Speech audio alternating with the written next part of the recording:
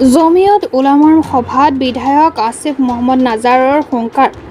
মৰিগাঁও জিলাৰ মৈৰাবাৰীত আজি অনুষ্ঠিত হোৱা জমিয়ত উলামাৰ সভাত বিধায়ক আসিফ মহম্মদ নাজাৰৰ হুংকাৰ।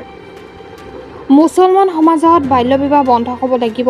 ড্ৰাগছ, মদ আৰু অসামাজিক কাম-কাজৰ বিৰুদ্ধে জমিয়ত উলেমাই পদক্ষেপ গ্ৰহণ কৰিব লাগিব। শিক্ষা গ্ৰহণ কৰিবলৈ গাঁৱে-ভূঞে প্ৰচাৰ কৰাটো অতি জৰুৰী বুলি মন্তব্য কৰে বিধায়ক আসিফ মহম্মদ নাজাৰে। দেওবাৰে মৈৰাবাৰী দাৰুল উলুম মাদ্ৰাছাৰ সভাগৃহত অনুষ্ঠিত হোৱা জমিয়ত উলেমাৰ সাধাৰণ সভাত অংশগ্ৰহণ কৰি বিধায়ক ডাঙৰীয়াই মুছলমান সমাজত চলি থকা বিভিন্ন অসামাজিক কাৰ্যকলাপ ৰোধ কৰাৰ কাৰণে সকলোৱে আগবাঢ়ি অহাটো কামনা কৰে।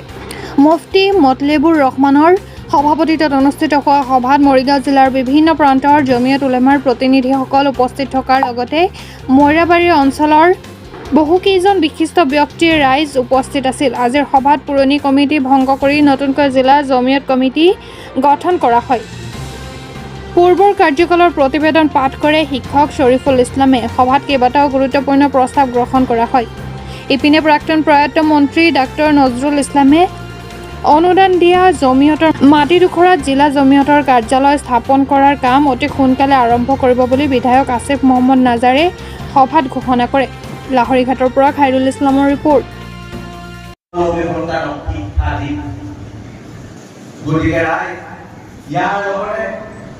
আৰু এষাৰ কথা ক'ব বিচাৰো যে আমাৰ ধৰ্মত মদ খোৱাটো বা মাদক দ্ৰব্য সেৱন কৰাৰ লগতে ড্ৰাগছ বা বিভিন্ন ধৰণৰ নিচাযুক্ত সামগ্ৰী সেৱন কৰা চলি গৈছে।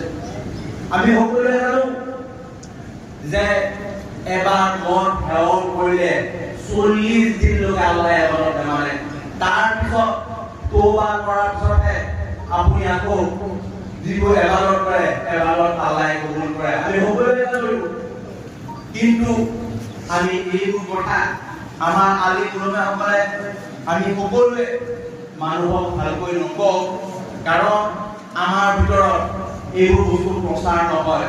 গতিকে মই আজি এই সভাৰ পৰা আপোনালোকক অনুৰোধ কৰোঁ যে এই মাদক দ্ৰব্য সেৱন কৰিলে বা বিভিন্ন ড্ৰাগছ সেৱন কৰিলে যে আমাৰ ধৰ্মটো এইটো কামত বাধা দিছে, এই কথা আপোনালোকে ক'ব লাগে। আজি এই সভাৰ পৰা মই এষাৰ কথা ক'ব বিচাৰো যে বাল্য বিবাহৰ কথাও আমাৰ ধৰ্মত প্ৰত্যক্ষভাৱে হ'লেও পৰোক্ষভাৱে কৈছে।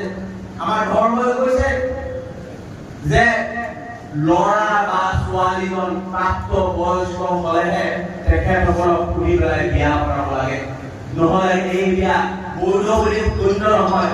এইটো আমাৰ মূলসকলে বেছি ভালকৈ জানিব, হয়নে নাই? হয়নে নাই? এইটো হয়। গতিকে প্ৰত্যক্ষভাৱে নহ'লেও পৰোক্ষভাৱেও বাল্য বিবাহ আমাৰ ধৰ্মই বাধা দি আহিছে, কিন্তু আমি এইবোৰ আমাৰ সমাজৰ মাজত প্ৰচাৰ নকৰোঁ। এইবোৰ কথা যদি আমি আজি এই সভাৰ পৰা ওলাই প্ৰত্যেকে নিজৰ নিজৰ অঞ্চলত